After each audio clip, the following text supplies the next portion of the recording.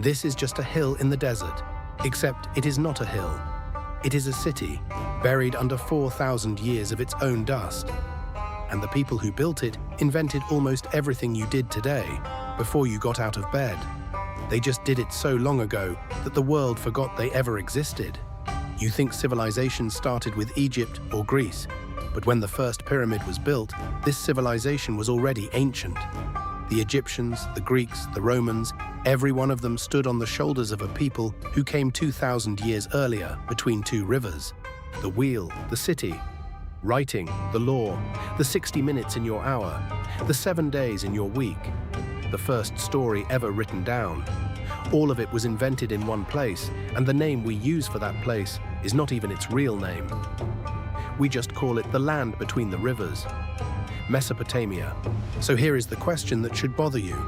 If this place invented the city, writing, the law, and half of what you do every single day, how did the entire human race forget the civilization that invented civilization itself? To answer that, you have to go back to the very first thing anyone ever built that we would call a city.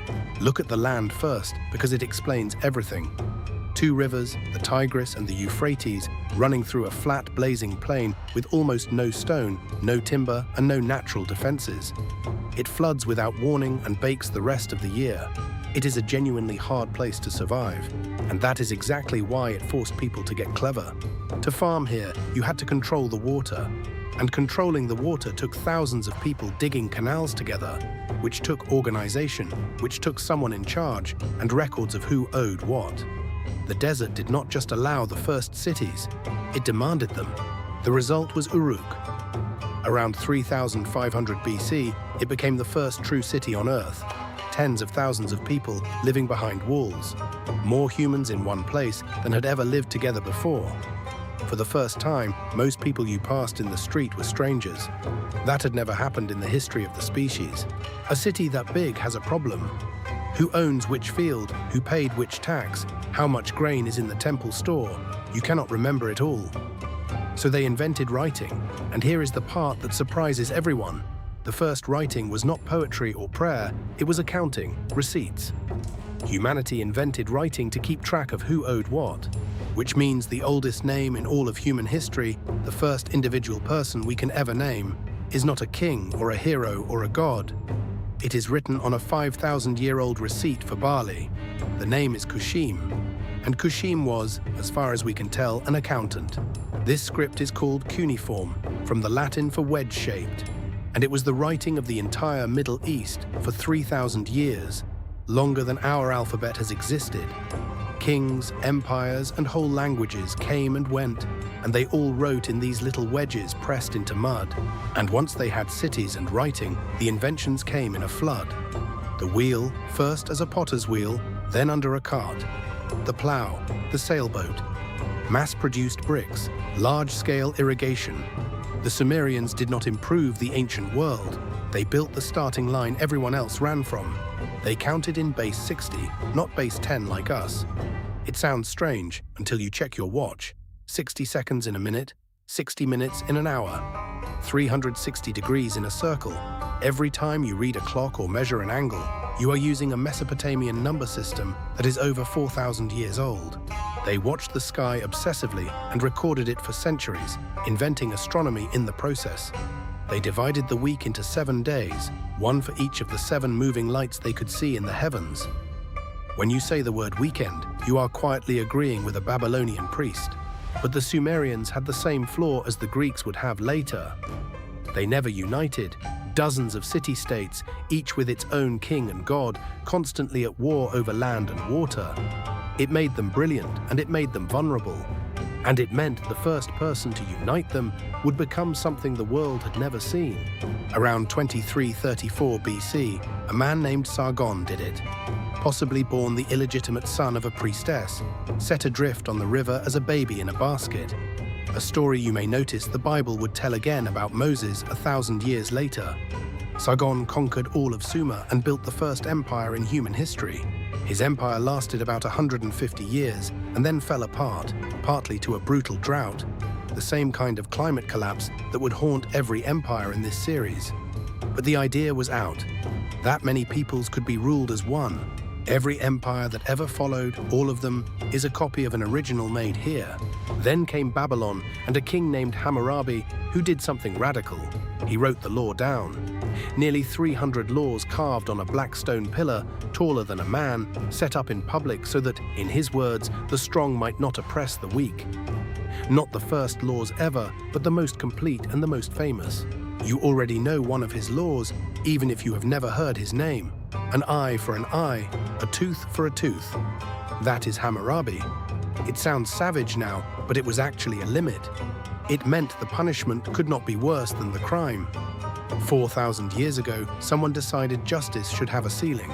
And in Mesopotamia, they wrote the oldest great story humanity possesses, the Epic of Gilgamesh.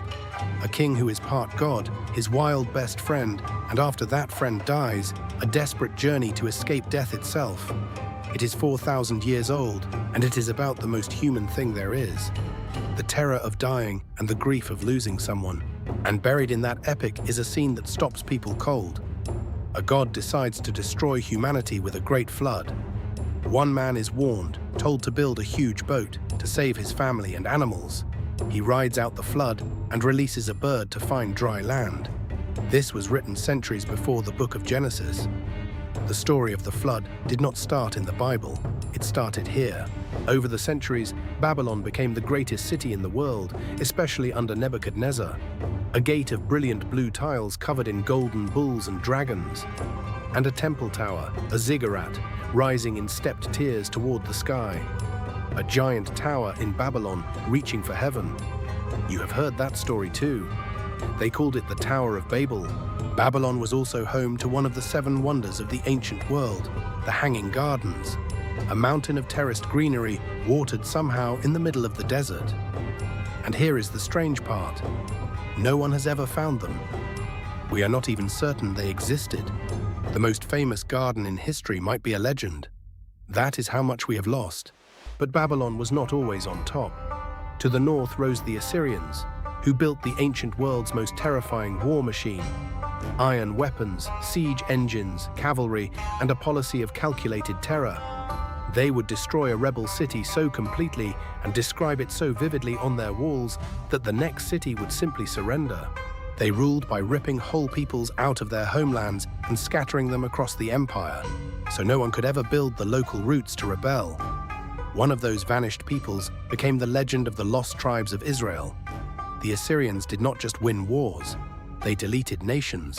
And yet the most ferocious Assyrian king of all, Ashurbanipal, did something that accidentally saved everything. He was literate, which was rare for a king, and obsessed with collecting knowledge. He built a vast library, gathering tens of thousands of clay tablets from across the whole of Mesopotamia, its stories, science, and law into one place. When his empire finally fell and his capital burned, that fire should have destroyed the library. But the tablets were clay, and fire does to clay what a kiln does. It baked them hard and preserved them for the next 2,500 years. The Epic of Gilgamesh survived because a library burned down. Almost everything we know came out of that ash. After that, the land between the rivers was conquered, over and over, by the Persians you just met. Then by Alexander the Greek, it stopped being the center of the world and became a province of other people's empires. The civilization that invented civilization slowly stopped running its own affairs. And cuneiform, the writing that had recorded everything for 3,000 years, slowly died out, replaced by simpler alphabets. The last known cuneiform tablet dates to around the 1st century AD. After that, the wedges became meaningless marks. The key to the entire civilization was lost, and no one even noticed it going. And because they built in mud brick, not stone, the cities did the most heartbreaking thing of all. They melted. Rain and time turned Uruk and Babylon and Nineveh back into shapeless hills of earth. People farmed on top of them for 2,000 years without knowing that entire empires lay beneath their feet. Mesopotamia did not fall, it dissolved. For most of history, we only knew this world from a few hostile lines in the Bible and the Greeks, villains and legends. Then, in the 1800s, archaeologists started digging into those hills, and pulled out tens of thousands of tablets in a script that absolutely no one on Earth could read. Cracking cuneiform took decades, helped by that same Behistun cliff the Persians left behind. And slowly, impossibly, the wedges began to speak. Tax records, love letters, recipes, school exercises from bored children, law, astronomy. A whole civilization sat up and started talking again after 2,000 years of silence. And in 1872, a self-taught scholar named George Smith was reading a freshly dug tablet in a London museum when he realized he was looking at the story of a great flood. A man, a boat, and a bird, written centuries before the Bible. He was so overwhelmed that by one account, he jumped up and started tearing off his clothes in front of everyone. He had just found the world's oldest story, hiding in the mud. So there is the answer to how we forgot the civilization that built civilization. They wrote on mud, and the mud melted.